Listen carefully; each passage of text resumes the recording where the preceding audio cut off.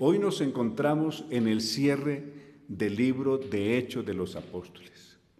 Y hay una cosa muy importante sobre la que quiero enfatizar. Leyendo el verso 37 del capítulo 2 de los Hechos, observen atentamente esto. Aquellas palabras de Pedro los conmovieron tan profundamente que le dijeron al propio Pedro y a los demás apóstoles, ellos, 3,000 personas ese día, le dijeron o le preguntaron esto a los apóstoles. Hermanos, ¿qué debemos hacer? El verso 38, observe, arrepiéntanse, les respondió Pedro, y bautícese cada uno de ustedes en el nombre de Jesucristo para el perdón de los pecados y recibirán el don del Espíritu Santo, porque para ustedes la promesa, para sus hijos, para todos los que están lejos, para todos cuantos el Señor nuestro Dios llame. Antes de irnos de aquí, de esto que fue el bautismo apostólico es este. Este día, por primera vez en la historia, nace el bautismo en el nombre de Jesucristo o en el nombre de Jesús para el perdón de los pecados. Por primera vez se va a hacer uso del bautismo en el nombre de Jesús o en el nombre de Jesucristo para el perdón de los pecados, y eso fue el día de Pentecostés. Vamos a observar que no son niños los que se están bautizando, no es que la gente trajo los niños para bautizar, porque el bautismo de infantes no existe en la Biblia. El bautismo de niños fue inventado solamente casi 1000 años después de Jesús, un poco más de 1000 años después de Jesucristo, fue inventado el bautismo para niños, pero eso no existía porque eso no existe en la Biblia. Lo otro que vemos aquí es que Pedro no es ningún papa de la iglesia. Pedro era un apóstol como los otros 11 de la iglesia, y por eso ellos le preguntaron no solamente a Pedro, sino a los otros apóstoles también, y no le dicen, Pedro, ¿qué tenemos que hacer para ser salvos? Sino, varones hermanos. Es decir, son todos ellos, los apóstoles, varones hermanos, ¿qué tenemos que hacer para ser salvos? Es lo que ellos preguntaron. No eran niños, eran personas adultas. Entonces el bautismo para niños realmente no ha existido nunca. Se lo inventó la tradición, pero en la Biblia jamás ha existido. Recuerden que el mismo Jesús fue bautizado como cuando tenía como 30 años, según lo registra el capítulo 3 de Lucas y el verso 27 en adelante. Ahora, observemos otra cosa antes de irnos de aquí, que es muy importante. El bautismo, la palabra bautizar quiere decir sumergir, sepultar completamente en el agua. El bautismo no es una aspersión, esparcir un poco de agua sobre la persona que va a ser bautizada, sino sumergirla, sepultarla completamente, porque la palabra bautizar quiere decir sepultar o sumergir completamente. Y observe esto, eso no solamente está en la Biblia, la misma tradición que en el siglo IV cambió la doctrina apostólica por la doctrina del Concilio de Nicea, ellos mismos aceptan que el bautismo originalmente fue por inmersión. Vamos a ver este artículo del Catecismo Vaticano. El Catecismo Vaticano es el catecismo más autorizado que tiene hoy la Iglesia tradicional. Y este es el que fielmente ellos siguen y obedecen hoy. Y observe lo que dice el Catecismo Vaticano en su segunda parte, en el artículo 1214. Artículo 1214. Ahí nuestra hermana Valeria lo está proyectando, no sé si es posible agrandarlo un poco más, pero ahí está proyectando, y si usted le quiere dar un pantallazo a esta imagen y revisarla luego, note que el bautismo, ahí se ordena el bautismo, y al hablar del bautismo dice que el bautismo, dice ese catecismo del Vaticano, el bautismo se suministraba por inmersión, porque bautizar quiere decir sumergir. Ellos mismos están explicando ahí, la palabra bautizar quiere decir sumergir, sepultar completamente en el agua. Dice ahí el artículo 1214 de la segunda parte del Catecismo Vaticano. Luego nos vamos a ir a un artículo más adelante y es al 1226, al 1226. Estábamos en el 1214, ahora nos vamos a ir al 1226. Y en el 1226 de este Catecismo Vaticano dice que el bautismo se suministraba en el nombre de Jesucristo para el perdón de los pecados, y a continuación da todas las citas de Hechos 2:38, de Hechos 4:12, de Hechos 8:14, de Hechos 10:48, de Hechos 19:5 y de Hechos 22:16, de Romanos capítulo 6 verso 3, de Gálatas 3:27. Ahí están las citas. Todas estas citas hablan del bautismo en el nombre de Jesús y explica por qué. Dice porque al bautizarse en el nombre de Jesucristo, la persona quedaba cubierta completamente de Jesucristo, o revestida, o procedía a ser una nueva criatura, un nuevo nacimiento en Cristo, y por lo tanto el bautismo se hacía en el nombre de Jesucristo. Ahí no dice que el bautismo la iglesia lo hiciera en los títulos de Padre y Espíritu Santo. Ellos mismos aceptan que el bautismo original, el apostólico, fue en el nombre de Jesucristo, distinto al bautismo en títulos de Padre y Espíritu Santo, que solamente vino a partir del año 350 después de Jesucristo.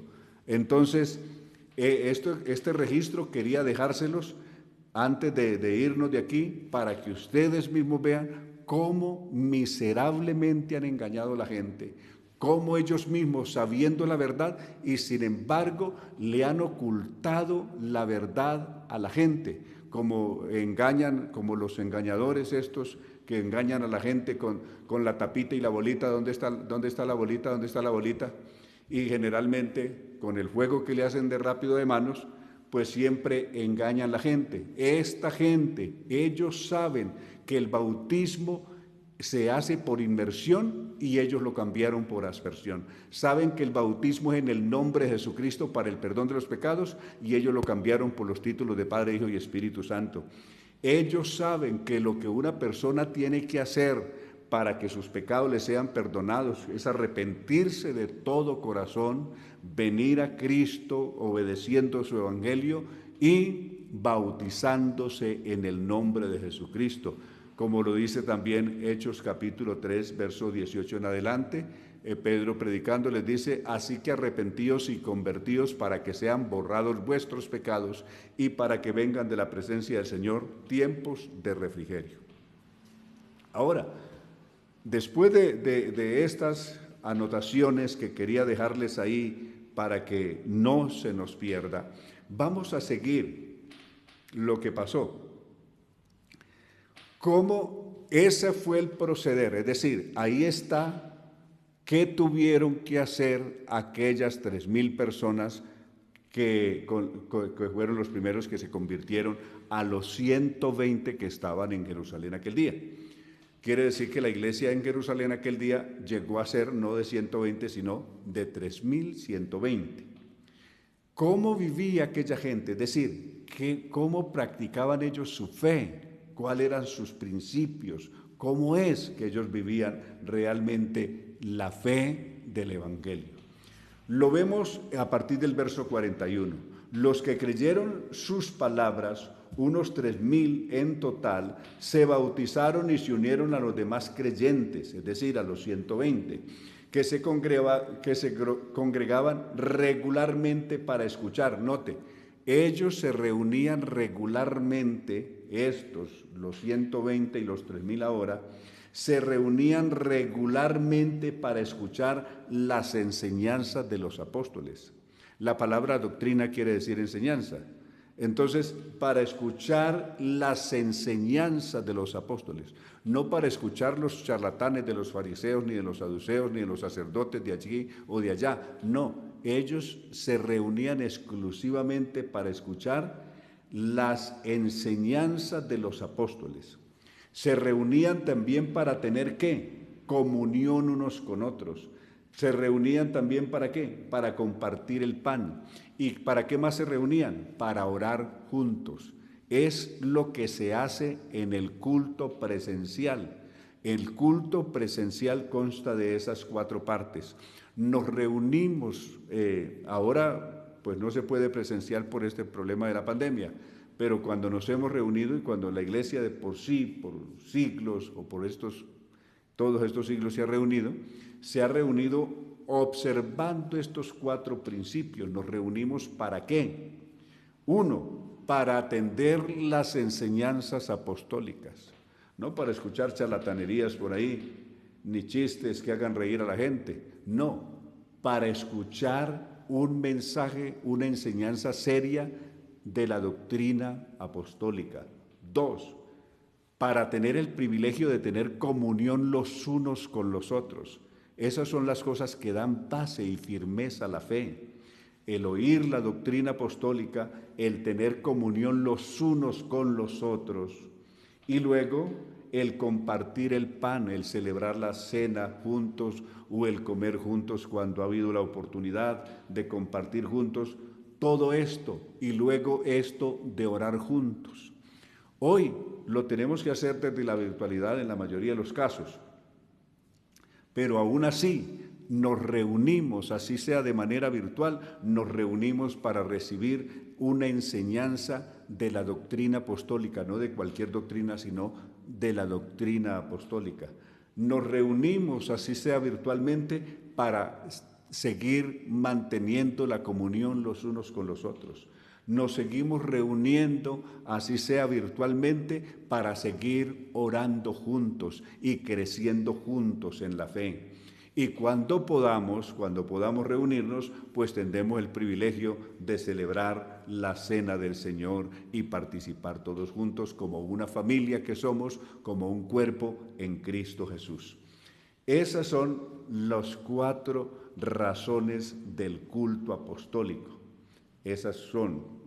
Luego, cuando hay unas personas que se reúnen y aprenden la doctrina apostólica, que tienen comunión, es decir, que estrechan sus lazos de amistad, de comunicación entre ellos, y luego tienen la oportunidad de orar juntos y de compartir juntos. Esto hace tan fuerte la iglesia que enseguida el resultado que hay, lo que se ve en el verso 43, es el resultado de esto que dice el 42. Dice, profundo temor reverencial vino sobre toda la gente y los apóstoles seguían realizando milagros y señales. Cuando una iglesia se reúne realmente con propósito de adorar a Dios y de crecer en Dios y de estrechar esos lazos de comunión los unos con los otros, de orar juntos, entonces los milagros, las sanidades y todo lo demás, eso es resultado de ese pueblo que se ha fortalecido en Dios, en el conocimiento y en la fe.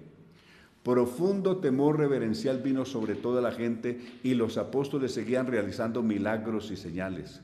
Los creyentes permanecían, mire lo que dice el verso 44, los creyentes permanecían constantemente unidos, compartían entre sí todas las cosas. Ellos permanecían constantemente unidos. Las personas que poco a poco se dejan separar, que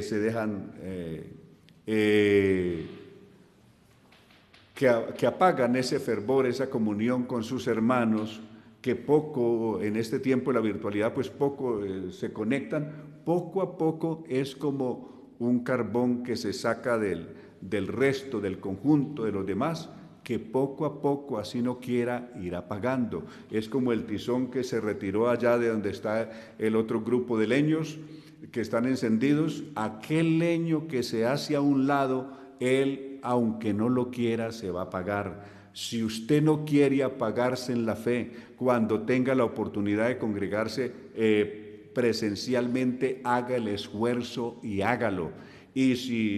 Y si no tenemos esa oportunidad por el problema de la virtualidad o por la distancia, por lo que sea, pues congreguémonos entonces en medios como estos, en programas como estos, donde de todas formas sintamos que estamos juntos y hacemos parte de un mismo cuerpo, tenemos una misma fe, tenemos una misma esperanza, tenemos una misma doctrina, tenemos un solo y único Señor que es nuestro Dios, nuestro Señor Jesucristo, en fin, que tenemos un bautismo, que tenemos una sola fe. Todo esto, el saber que pertenecemos y que tenemos, que conformamos una cofradía, es decir, una especie de fraternidad hermosa, una coinonía especial, y que somos un pueblo especial, que no somos por ahí simplemente un creyente por ahí solo, como un soldado que anda por ahí con una arma a la espalda disparando por ahí en cualquier dirección, pero no tiene quien le dé órdenes o quien lo dirija. Nosotros no somos eso. El pueblo del Señor es un pueblo inmensamente disciplinado, que tiene un orden, es un pueblo ordenado, que tiene unas directivas, que tiene unas autoridades, que tiene una dirección para seguir. Entonces, ese es el pueblo del Señor. Ahora, alababan a Dios, y todo el verso 47 dice, y la palabra compartían, todos los días se reunían en el templo y en los hogares, compartían los alimentos con regocijo y sencillez de corazón, estoy leyendo el 46, y alababan a Dios. Es decir, existía esa comunión los unos con los otros, ese interés de ayudar socialmente a los más necesitados, los embargaba a todos, todos estaban pendientes de todos sus hermanos para buscar ayudarlos socialmente a que no les faltase nada. Y se reunían todos los días en el templo y en los hogares, compartían los alimentos con regocijo y sencillez de corazón, alababan a Dios. Todo esto lo hacían, alababan a Dios juntos. Todo el mundo simpatizaba con ellos, y todos los días el Señor añadía a la comunidad a los que habían de ser salvos. Hoy necesitamos volver por estos principios. No por las sendas antiguas, como algunos han llamado. Sendas antiguas refiere a otra cosa y no esto, sino estos principios. Por aquí, por este camino, por donde comenzó, no por una senda antigua. Una senda era otra cosa. Un camino por donde la iglesia comenzó a transitar es el camino que no podemos abandonar, y por ahí tenemos que seguir. De hecho, uno de los tantos nombres que se le dio a la iglesia antes de llamarlos cristianos en el 11:26, fue camino. Pablo dice, perseguía yo a los de este camino. Eso es uno de los tantos nombres que se le dio a la iglesia inicialmente, se llamaba el camino. Nosotros necesitamos seguir en ese camino, siguiendo las mismas huellas que ellos nos dejaron trazadas aquí. Entonces, qué importante es todo esto, mis hermanos. Y aquí viene otra partecita bien importante. Vamos a hacer una introducción al capítulo 3. Vamos a hacer una introducción al capítulo 3. Y aquí hay una cuestión histórica y geográfica que vamos a observar también detenidamente. Es bueno observar algunas cosas detenidamente. Leemos con frecuencia el capítulo 3 del libro de los Hechos, y leemos que Pedro y Juan entraban a la hora novena a la oración en el templo. Aclaremos de entrada varias cosas. Uno, los apóstoles, recién que la iglesia comenzó, no tenían lugares de reunión excepto los hogares, de tal manera de que ellos, como los demás judíos, acostumbraban ir al templo a orar, ya que ellos en medio de todo siguieron siendo judíos, y para los judíos el único lugar de adoración que existía era el templo. Entonces ellos siguieron yendo al templo. Si bien ellos no siguieron haciendo ya sacrificios, por eso no dice que ellos fueran a la hora del sacrificio o a las horas de los sacrificios, no iban. Aquí dice que iban a la hora de la oración. La hora de la oración era una hora distinta a la hora de los sacrificios. Entonces, no fueron, tal vez no volvieron a esas ceremonias de sacrificio de animales porque ellos sabían que el verdadero sacrificio ya había sido hecho, que es el del Señor Jesús por todos nosotros. Pero sí iban a la oración. Esto ocurrió por mucho tiempo, mientras que la iglesia ya más tarde se extiende hacia afuera, hacia los países de afuera, y ya hay la necesidad de abrir lugares de reunión y de predicación que ya no era en el templo, porque el templo estaba en Jerusalén, sino en otros lugares para reunirse. En sinagogas se reunieron muchas veces en muchas partes del mundo, y luego en otros centros de lugares de predicación, en la casa de algunos convertidos importantes, como se verá en el libro de los Hechos. En la medida que lo vayamos estudiando, vamos a ver cómo surgieron esos lugares de predicación que fueron posteriores al templo de Jerusalén. Entonces lo veremos en el recorrido. Pero quiero detenerme, llamar la atención de ustedes sobre esta puerta, la puerta conocida como la puerta de la Hermosa. La puerta de la Hermosa, una puerta de la ciudad de Jerusalén, que daba directamente hacia la puerta principal del templo. Esa puerta, Jerusalén en sí, tiene 8 puertas. La Jerusalén antigua, que es la que está amurallada, aún hoy tiene 12 puertas. Perdón, 8 puertas. De esas 8 puertas, tiene 7 que están habilitadas y hay una que no está habilitada. Esa puerta, las 8 puertas se llaman así. La ciudad, este artículo lo estoy tomando, es un artículo de la página que se llama God Question. Estoy tomando de esta página que se llama God Question, y bajo la pregunta, ¿cuál es el significado de la puerta oriental de Jerusalén?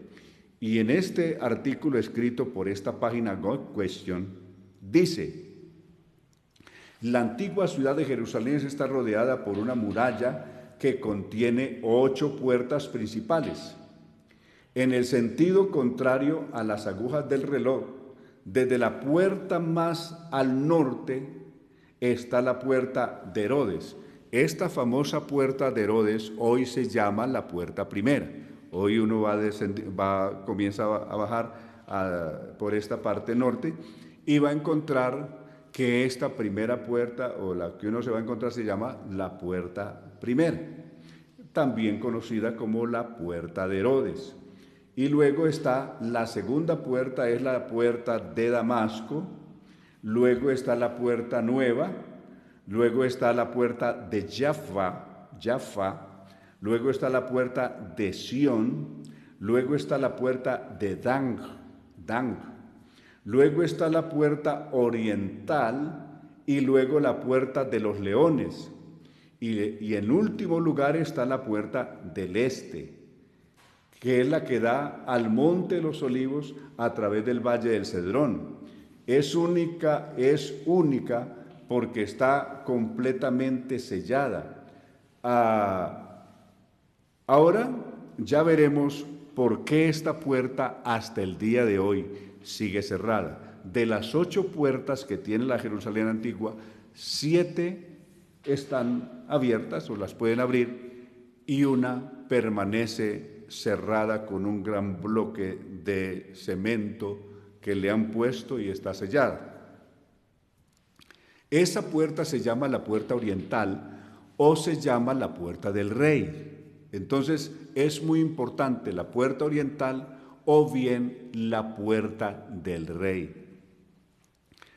Anotaremos algunas cosas. Como esta es la puerta que da directamente hacia el Monte de los Olivos, es la puerta por donde Cristo entró en su entrada triunfal en Jerusalén, que describe, por ejemplo, Mateo 21. Cristo entró por esa puerta oriental o por la puerta del gran rey. Así se conoce hasta el día de hoy. Por esa puerta, desde luego un poco más al lado, un poco más sobre el norte, está una puerta que se llama la Puerta de los Leones, que es a donde desemboca la famosa Vía Dolorosa, que la tradición llama la Vía Dolorosa, por donde caminó Jesús saliendo de Jerusalén hacia el Monte Calvario.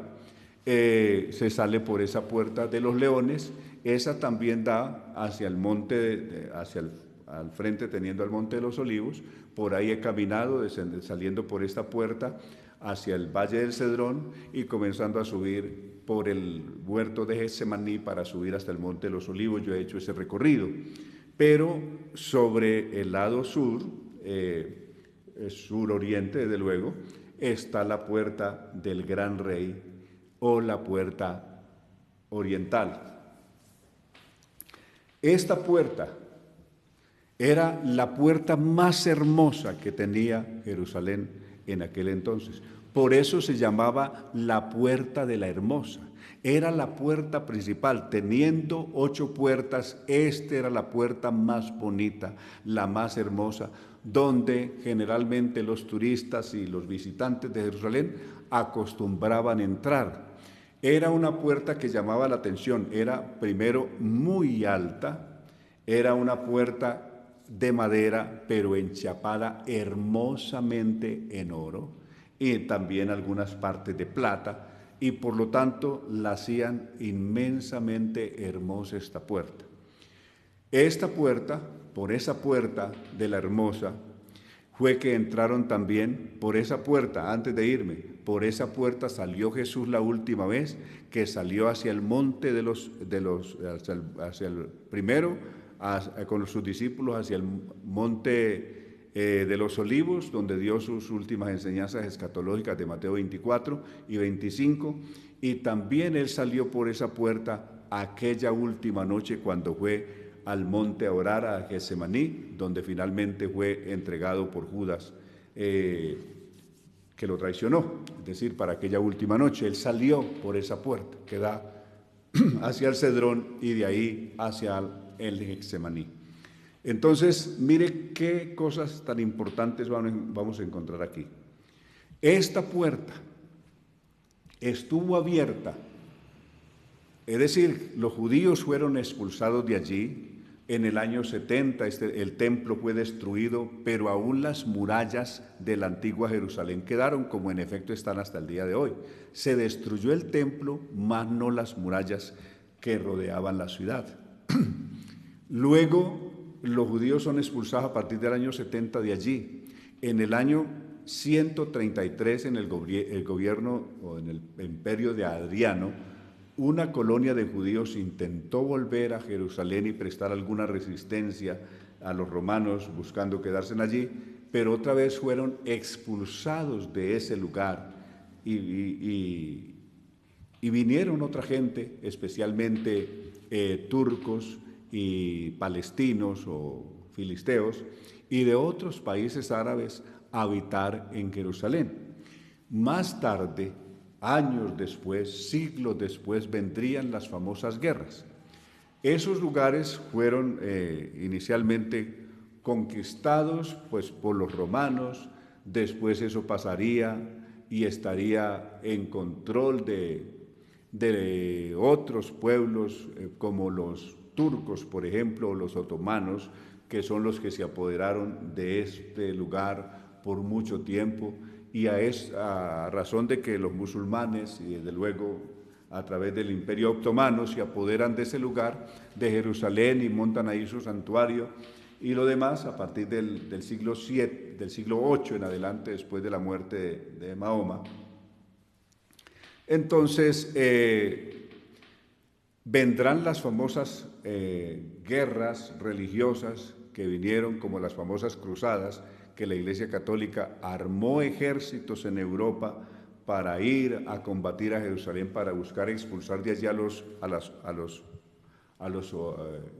musulmanes, a sacarlos y apoderarse de nuevo de Jerusalén, diciendo que había que reconquistar Tierra Santa para el Señor, para Dios.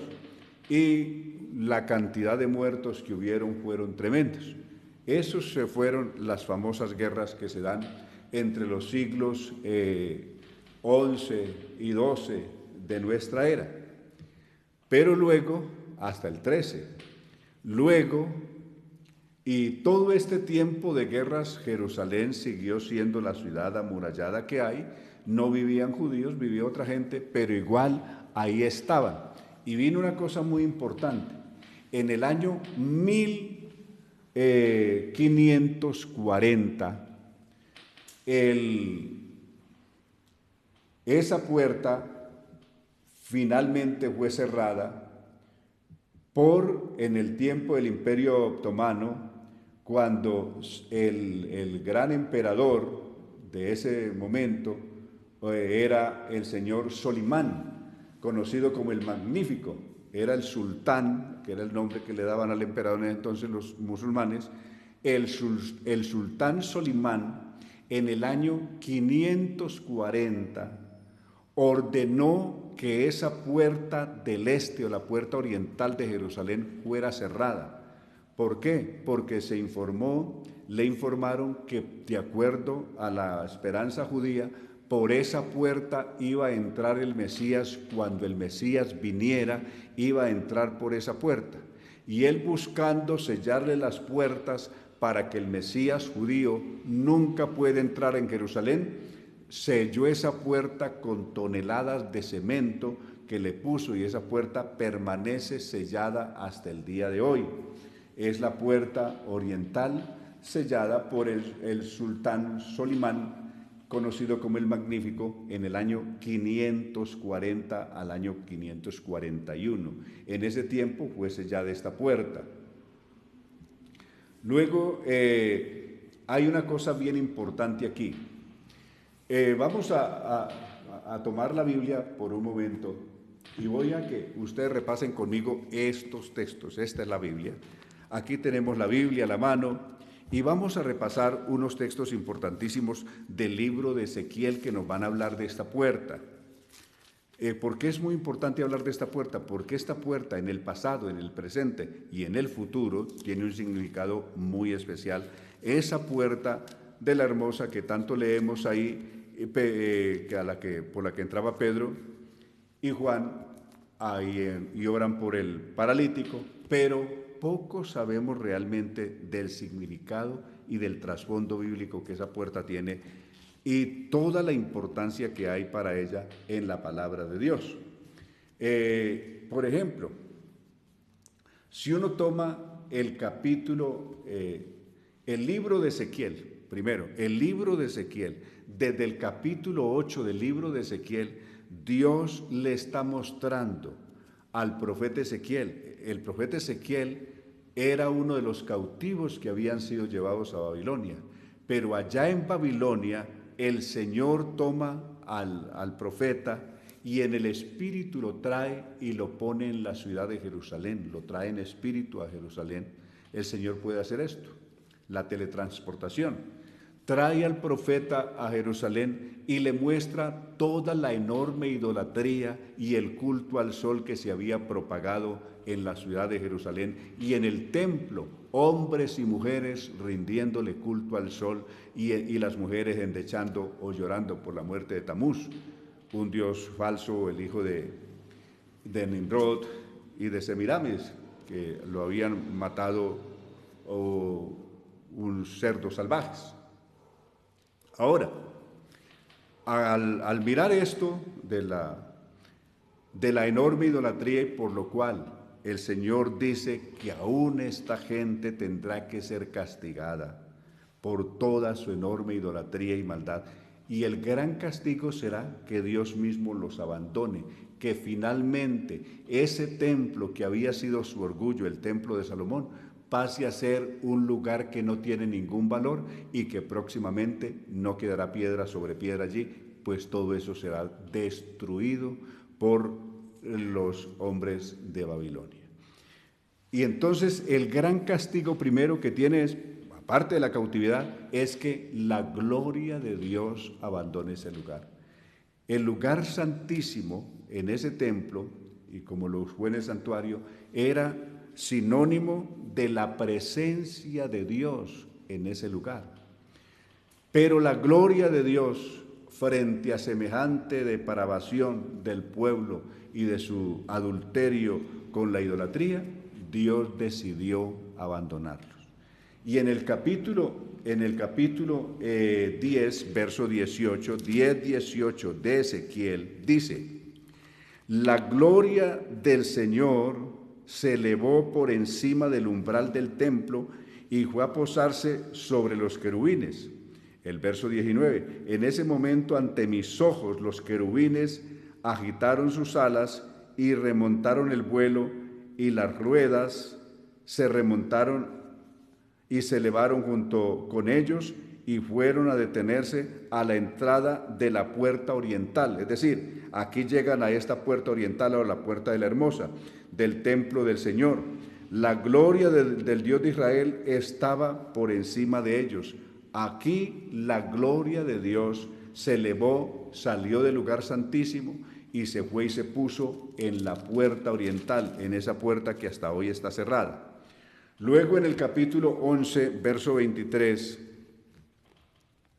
todo esto también se encuentra en esta página, en este artículo que yo les estoy diciendo ahí están las referencias. Luego dice, en el verso 22 del capítulo 11, después de esto los querubines levantaron sus alas y las ruedas los siguieron. La gloria del Dios de Israel estaba sobre ellos, pero se levantó y salió de la ciudad y fue a posarse sobre el monte que está al oriente de la ciudad, es decir, al monte de los olivos se fue la gloria del Señor. O sea que ya en ese momento la gloria del Señor dejó completamente el templo y se fue. Ya no estuvo más en el templo ni en el lugar santísimo, sino que salió la gloria de Dios por la puerta del este o por la puerta de la Hermosa y se fue hacia el monte de los olivos que está al oriente de Jerusalén.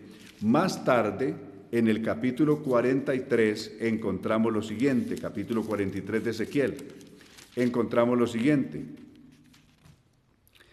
el verso 2, y vi la gloria del Dios de Israel, y la gloria del Dios de Israel venía del oriente, y podía escucharse un rumor como de muchas aguas por causa de su gloria, y la tierra resplandecía.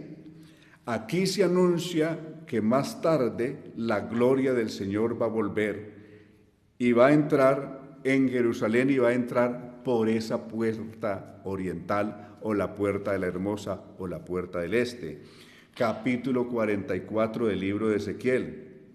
El hombre me hizo volver hacia la puerta exterior del santuario, la cual da hacia el oriente, y estaba cerrada. Note que la profecía había dicho que esa puerta iba a ser cerrada. El verso 1 del capítulo 44 dice que el Señor le hace que dé la vuelta y mire, y cuando mire esa puerta del este o la puerta de la Hermosa dice, y estaba cerrada. Entonces el Señor me dijo, esta puerta permanecerá cerrada, no se abrirá ni entrará nadie por ella, porque por ella entró el Señor Dios de Israel, así que permanecerá cerrada. Entonces, ahí está la profecía que esa puerta va a permanecer cerrada. ¿Hasta cuándo? Si uno lee un poco más adelantico ahí el artículo, va a decir hasta cuándo va a estar cerrada. Hasta que venga un autorizado, el único que está autorizado para abrir esa puerta y entrar por ella. Ese capítulo 44 sigue contando eso, de este capítulo 44 de Ezequiel. Entonces, qué importante es que leamos todos estos contextos. Recordemos que el Señor va a entrar por esa puerta. Capítulo 14 del libro de Zacarías, verso 4, cuando el Señor venga, va a poner sus pies sobre el monte de los olivos, y luego el monte se va a abrir en dos. Luego el Señor va a entrar, y va a entrar en la ciudad de Jerusalén, y va a entrar por esa puerta que está cerrada. Solimán la cerró, pero Jesucristo la va a abrir cuando regrese y no habrá Solimán que se le atraviese en el camino, porque Solimán está muerto y ningún otro podrá impedirle que él venga y reabre esa puerta y entre en ese lugar, como lo veremos, como también se anota en el capítulo 46, verso 12, 46, 12. Hay esta anotación, dice: cuando el príncipe ofrezca al Señor voluntariamente un holocausto o ofrenda de paz, se abrirá la puerta que da al oriente y presentará su holocausto y sus ofrendas de paz tal como las ofrece en el día de reposo. Entonces hay un príncipe que va a venir. Ese príncipe es el Mesías y va a abrir esa puerta el día que Él reconstruya o construya un verdadero templo, no el que va a ser construido y que va a profanar el hombre de pecado, sino el Señor va a construir su propio templo, y en la construcción del verdadero templo va a abrir esa puerta, y por esa puerta va a entrar el Señor ese día.